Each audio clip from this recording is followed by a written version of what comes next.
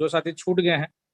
अभी जैसा हमें जानकारी मिला था आज मीटिंग में कि जयपुर के कुछ साथी लोग आए थे, इसी तरीके से परमिशन लेके और मिल के गए हैं यहाँ से, और उसका एक वीडियो वायरल भी हुआ था। और आज जो है जो मीटिंग हुई है यहाँ पे मुजफ्फरपुर शहर के 10 फ्रेंचाइजी मैनेजर्स आए थे। तो चूंकि मेरी भी फ्रेंचाइजी है इसलिए हम भी चले आए थे, एज एडवाइजर भी थे, लेकिन एडवाइजर के रूप में नहीं आए थे, फ्रेंचाइजी मैनेजर के रूप में ही यहाँ आने का मौका मिला था, चूंकि फ्रेंचाइजी मैनेजर्स को ही लेके आना था। और बोकारो से लगभग 7 आदमी थे और रांची से 2 आदमी थे। हमारे ऑनरेबल राजेश सिन्हा सर, जिसके बारे में आप जानते भी हैं, दिल्ली से बिलोंग करते हैं, हमारे आदर्श भी हैं, हम सीनियर भी मानते हैं। अक्सर उनका सानिध्य मुझे प्राप्त होता रहता है, और वो भी दिल्ली से इत्तेफाक से आ गए थे इस मीटिंग को अटेंड करने के लिए, और वो भी मेरे साथी थे, फोटो में आपने देखा भी होगा। आज की मीटिंग जो है 3 बजे से थी, और हम लोग टावर में ही सुबह सुबह पहुंचे थे, अपनी सवारी से आए थे। और 3 बजे जब मीटिंग हम टाइम पर शुरू हो गई, ऑनरेबल सरासी जी आए थे इस मीटिंग में। जैसा कि आपने देखा होगा कि माननीय उप प्रबंध कार्यकर्ता महोदय भी थे, और ये अपने बीके श्रीवास्तव सर भी थे। अलग ये सारे वरिष्ठ थे और सब लोग उपस्थिति थी उनकी। एक चीज का विराम तो जरूर इस मीटिंग से लग गया होगा कि माननीय उप प्रबंध कार्यकर्ता महोदय के बारे में भी बहुत सारे लोग तरह तरह की बातें वीडियो वायरल के माध्यम से कर दिए थे। आज फोटो देखकर यह एहसास हुआ होगा कि ऐसी कोई बात नहीं है। पिछले दिनों मीटिंग में मैंने इस बात को रखा भी था, और आज उन्होंने खुद भी रखा है कि इस तरह की मीटिंग मेरे बारे में भी लोग तरह तरह की बातें मार्केट में कर देते हैं, और देख रहे हैं, आप खुद भी देख रहे हैं किस तरह की बातें नहीं। तो थोड़ा सा जल्दी जल्दी में हम बात रखना चाहेंगे। बहुत सारी बातें मैंने मैसेज एक किया था पूरे हिंदुस्तान के साथियों को कि हो सकता है कि हायर मैनेजमेंट से मेरी बात हो, और अगर बात होती है तो कोई सुझाव आपका है तो भेजिए। पूरे हिंदुस्तान से बहुत सारा मैसेज मेरे पास आया था, उस सारे मैसेज को मैंने क्लब करके और अच्छे से खुशबू तरीके से बात रखने की कोशिश की है। इत्तेफाक से सर्वप्रथम मुझे ही चांस मिल गया बात रखने का, और मैंने उनके सेहत की बात, ऑनरेबल शास्त्री जी की सेहत की बात को रखते हुए और उनकी अच्छी सेहत की कामना के साथ मैंने अपनी बातों को की शुरुआत की थी। तो इसमें कुछ सवाल हमने किया था, ऐसे तो शेड्यूल में आगे पीछे सवाल बहुत सारा हुआ था, लेकिन हम कोशिश करते हैं कि जो सवाल मैंने नोट कर रखा था उसका जवाब भी देते जाएंगे, और उसमें आपको आंसर भी मिल जाएगा। वैसे तो शेड्यूल टाइप से मीटिंग तैयार करना चाह रहे थे, बहुत सारी चीज़ों को मैंने लिखा है, लेकिन उसको हमें मौका नहीं मिला उसको लिखने का सीक्वेंस वे में, जिसकी वजह कर हम उस तरीके से नहीं बात कर पाएंगे। लेकिन जो मैंने मीटिंग में बात रखने के लिए जो तैयार किया था उसके हिसाब से जो बातें हुई हैं, और जो बात मैंने रखा है या कुछ साथी और भी रखे हैं, उनसे जो जवाब प्राप्त हुआ वो हम आपको कोशिश करते हैं बताने का। पारा बैंकिंग का फ्यूचर क्या है, ये सवाल था बहुत सारे साथियों का, और ये सवाल हुआ भी। तो उसके पर बोले कि पारा बैंकिंग का जो आप फ्यूचर समझ रहे हैं उससे काफ़ी बेटर फ्यूचर है, और कुछ ऐसी इफ बट की बात नहीं है। फ्यूचर है, बहुत भविष्य है, और इसमें जुड़ के रहिए, कोई दिक्कत की बात नहीं है। एफसी के एक्सपेंस तो कैसे मेंटेन किया जाए वर्तमान परिस्थिति को देखते हुए, एफसी एक्सपेंस के बारे में भी मैंने भी बात रखा कि जो अभी हालात है उसमें कमीशन ड्यू है, एफसी के चार्जेस ड्यू है, रेंट वगैरह काफ़ी ड्यू चल रहा है। तो मेरे जोन से एक लेटर भी कमांड मूव हुआ है जिसमें कमीशन ड्यू कमीशन का 20% की बात की गई है कि वो दिया जाए।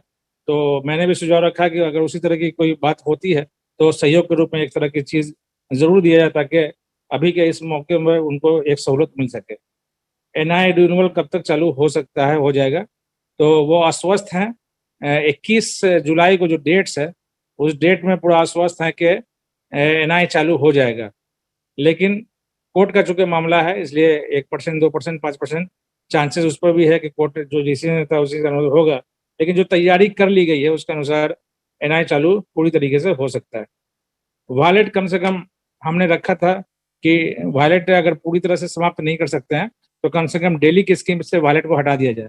चूंकि वॉलेट की बहुत कम रकम अभी प्राप्त हो रही है, ये भी सच्चाई है, बिजनेस ही नहीं हो रहा था, वॉलेट की रकम क्या प्राप्त हो पाएगी।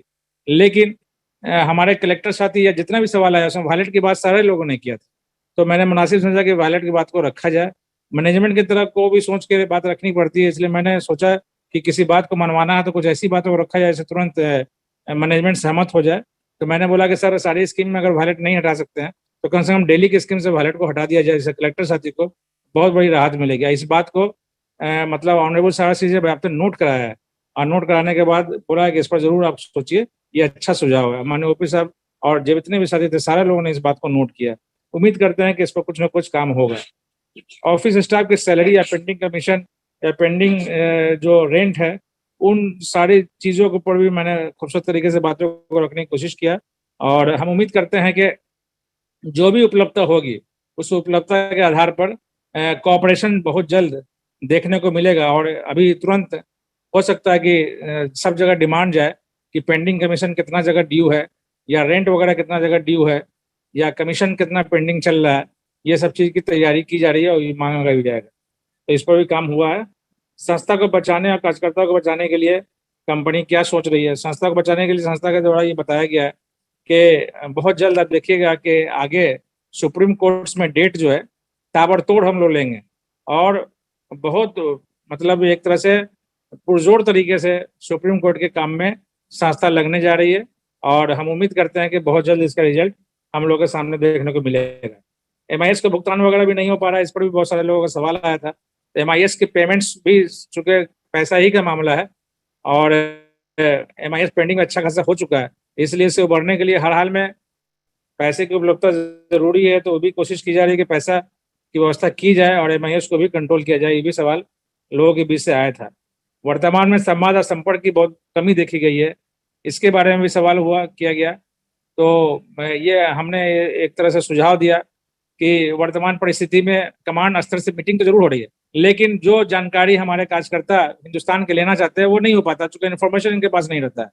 और मार्केट के अंदर में यूट्यूब के माध्यम से या अदर चैनल्स के माध्यम से कुछ ऐसी चीजें, संस्था विरोधी बातें घूम जाती है, जिससे लोग यकीन भी कर लेते हैं और उसका जवाब मेरे पास नहीं रहता। तो ऑथराइज तरीके से कोर्ट का मामला हो या केसेस का मामला हो या और भी कोई मामला हो जो वायरल हो रहा है मार्केट के अंदर में, उसका जवाब देने के लिए जब भी कमांड स्तर से कोई मीटिंग हो तो उनको पूरी जानकारी दी जाए संस्था स्तर से, ताकि उनके थ्रू हमें जानकारी मिले और हम उस चीज को सही तरीके से कार्यकर्ताओं के बीच में डिस्ट्रीब्यूट करें। और ना होगा तो हम लोग से ही डायरेक्ट बात करके इस चीज को बता दिया जाए, तो ये की जाए। तो इसको भी माना गया कि नहीं, सही बात है और कोशिश की जाएगी। क्योंकि बहुत सारी चीजों को मतलब जिस तरीके से यूट्यूब में फैलाते हैं उस तरीके से हम अपने तरीके से नहीं फैला सकते, इसलिए थोड़ा सा उससे बचने की कोशिश भी की जाती है। तो लेकिन फिर भी कोशिश की जाएगी कि इसमें उसका काट क्या होना चाहिए था, ये जरूर हो। और जो लोग भी गलत करते हैं आप लोग चिन्हित कर कीजिए, और चिन्हित करके उनको FIR भी कीजिए। संस्था भी करती है, आप लोग की तरफ से भी FIR करने की कोशिश की जानी चाहिए। ये उनके तरफ से एक डिमांड किया गया है। जोन रीजन में निगेटिव वर्कर ज्यादा फायदा उठा रहे हैं, इसका सॉल्यूशन निकाला जाए। ये बात जो है लिख के दिया गया, लेकिन ये बात नहीं उठ पाई किसी तरीके से। अक्सर ऐसा आपने देखा होगा कि जोन रीजन में जो निगेटिव वर्कर्स है वो जोन रीजन पर दबाव बना के और अक्सर कोशिश करते हैं कि कुछ पैसा वहाँ से ले लें। तो ये नहीं होनी चाहिए, इसकी वजह से गलत लोग का मनसा पूरा हो जाता है और अच्छे लोग इससे वंचित हो जाते हैं। तो ये भी नहीं होना चाहिए। फिर वर्ष की एक आया था, इस पर मैंने अच्छे तरीके से रखा। कुछ साथियों के साथ सवाल आया था कि बहुत सारे लोग हॉस्पिटल में होते हैं या बहुत सारे फील्ड में बच्चों की शादी है, ये सब मामला होता है, उनको सही तरीके से कॉपरेशन नहीं मिल पाता है और पेमेंट नहीं हो पाता है। लेकिन उनके द्वारा ये कहा गया कि जो भी फंड की उपलब्धता होती है कमांड स्तर पे, उसके अनुसार इस तरह की मदद पूरे कंपनी लेवल की गई है। ऐसा नहीं है कि सारे लोगों को मदद नहीं किया गया, लेकिन कुछ लोगों को जो है जरूर मदद किया गया।